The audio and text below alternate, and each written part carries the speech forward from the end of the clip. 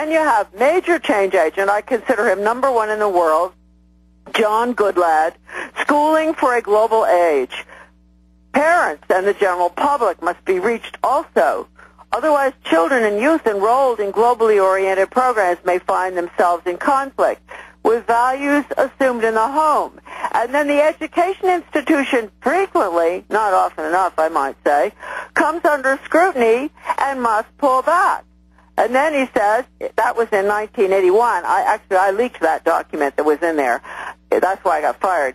1968, he says, in an article on learning and teaching in the NEA Journal, his top educator, folks, behavioral psychologist, behaviorist, right? He says, quote, the most controversial issues of the 21st century will pertain to the ends and means of modifying human behavior, and who shall determine them? The first educational question will not be what knowledge is of the most worth, but what kinds of human beings do we want to produce?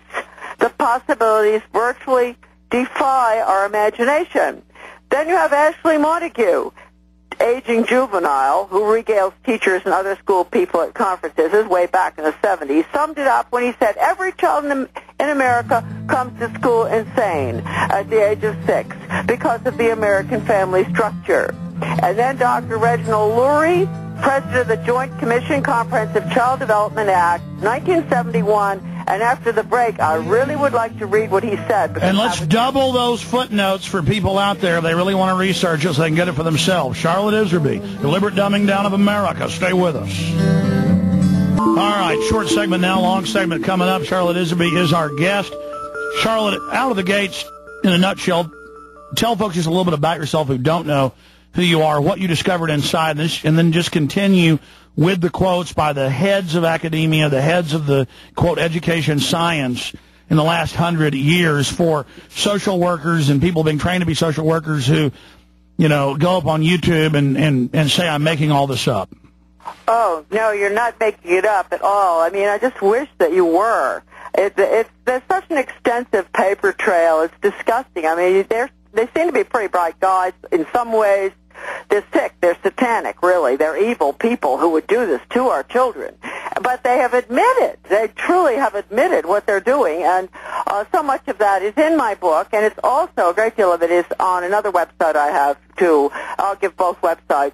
The DeliberateDumbingDown.com is the website for my book, The Deliberate Dumbing Down of America, the 700 pager. The book is also...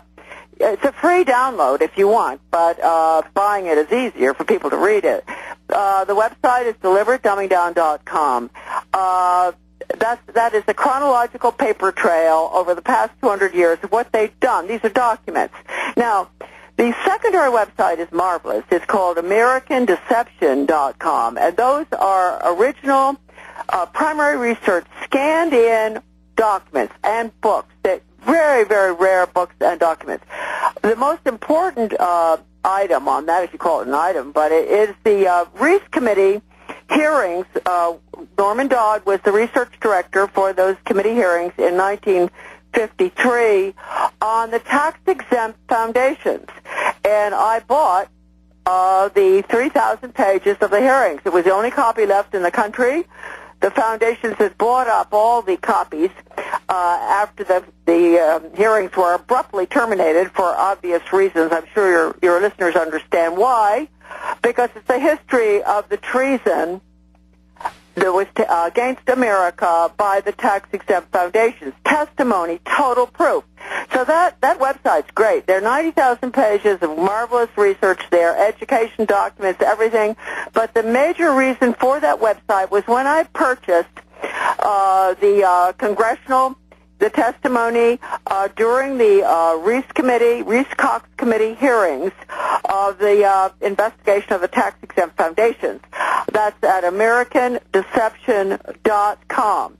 A lot of that website is free, most of it. Some of the new items are donor only, but the Reese Committee hearings are free, and if you had any idea what I paid for them, I'm sure you would go rushing in there to grab it immediately for fear something would happen with the Internet. But they're extraordinary documents in that at AmericanDeception.com. Now, going back, I'm going to, in brief, just tell you that when I got out of the Foreign Service in 1960, when did I get out? 1963, I got married. I was in the Foreign Service and with the American Red Cross for over a period of 15 years or something. And then I got married in Belgium, came back to the United States, became a school board member, went up against the change agents. I love it the way everybody's using the word change agent now. I might point out that I went through change agent training because the master teacher called me and she said, Charlotte, you're right on in your battle on the school board against your change agent superintendent, and I want you to go for training. And she paid for me to go, and it was at that training where I really got on my white horse, folks. And I've been on that white horse ever since, and I will never get off. The horse is dirty as can be, but I will never get off because of what I was taught to do. Now, listen. I was taught, and we were all taught, and this was Ronald Havelock's Change Agent's Guide, how to bring about change in your community and schools. And we were taught how to identify the resistors in our community. Now, and also how to identify the important groups in the community, like the Chamber of Commerce, the Rotary Club, the Garden Club, etc. Nice people who really think they're doing such good work, and they've been taken by the change agents to get the change agents, get them on board to support sex ed, drug ed, critical thinking ed, death ed, whatever, all the things that have ed hanging off the end of it, which are geared not towards helping your child be a good citizen with good morals and values and be an individual in this world, but are geared towards brainwashing them to be exactly the opposite, to be little utter chaotic freaks. And that is the goal of all those programs. So I was taught how to get those programs in and how to identify the resistors. Well, of course, I was a resistor. That's quite funny. I was taught how to identify myself.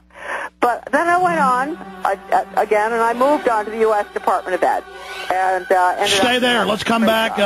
Stay there. Let's come back and encapsulate that, and then get into more quotes, what their plan is, how they dumbed everybody down, where they're going. We're going to footnote again those quotes and go through some more of them for the individuals out there who just want to say that we're talking about space aliens.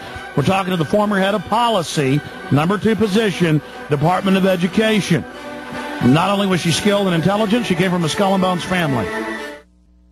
Charlotte, going back to you, I want to go over the key quotes, the key documents, and in a nutshell, when they took over education, how they converted it, how they federalized it, and then some solutions. You've got the floor, but I want to hear more of those quotes. Well, okay, Alex, I also want to point out you're correct. If people, I do have the book free on my website, and that's fine, but I found that people, I thought when I did that I'd lose sales on the book, the real book, and in fact it increased sales because people get tired of looking at the white screen, and so, Alex, you shouldn't have any problem with the book. And people there's something tactile about it, and, my stuff all's free as well, about being able to hold it, see it, share it, carry it with you. Yes. So, anyway, we were talking about how the effort is not just to get the kids' minds, but it's the parents as well. This is an outcomes-based ed quote, because people might say, oh, she's talking about all those old quotes way back there with UN and Brock Chisholm talking about the psychiatrist, General Chisholm, good friend of Alger Hiss, saying, we got to get rid of the conscience. We're going to retrain the teachers like little psychiatrists. They can go into the classroom. And people say, oh, I'm sick and tired of hearing all those 1945 quotes, right? Well, they're important quotes, folks. You see, the reason they shut up a bit lately is because they realized that we had their number. We have all those old quotes. But a recent quote is good because this was in 1981, I believe. It comes out of 1971. No, 1981.